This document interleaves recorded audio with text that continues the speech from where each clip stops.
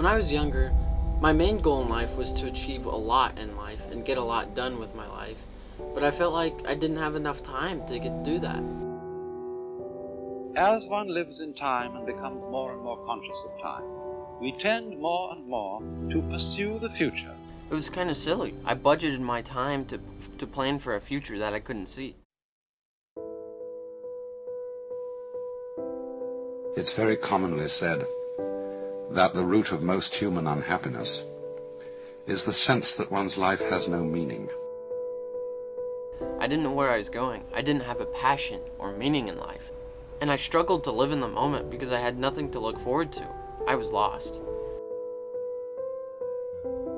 The life you're living is what you put yourself into. I came to college to find that meaning.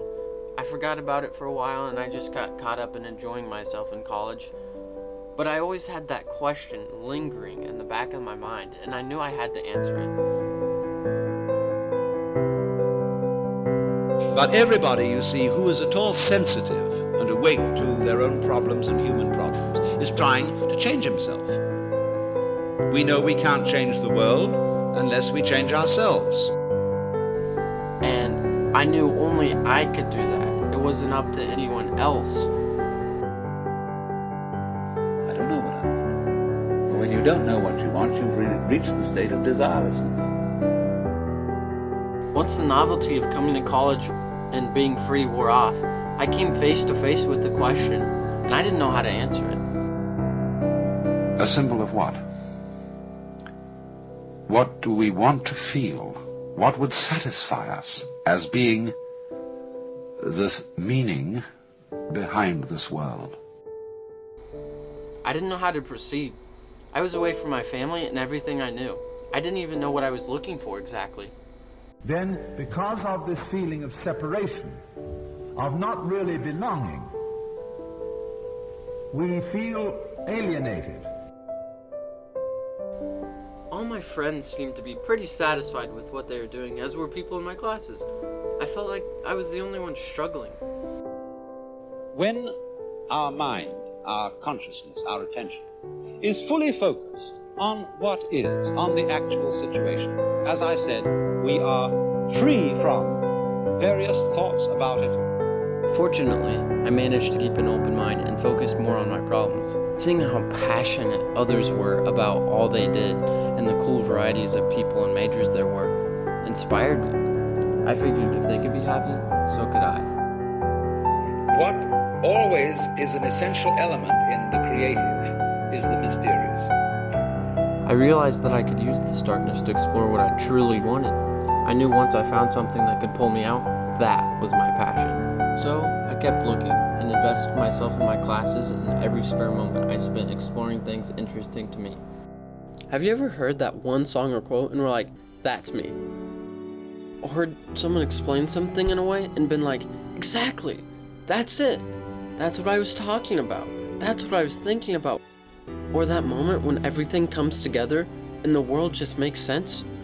Same way in dancing. You don't aim at a particular spot in the room. That's where you should arrive. The whole point of the dancing is the dance.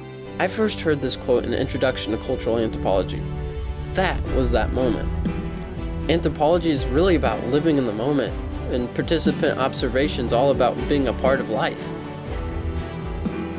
There aren't any wrong feelings. And so to try and force one's feelings to be other than what they are is absurd. And so I switched to anthropology, despite the fact that I knew my parents would disapprove of it, my friends would disapprove of it, or see me as weird and couldn't understand why I needed to change, despite the fact that I would have to completely change how I looked at the world.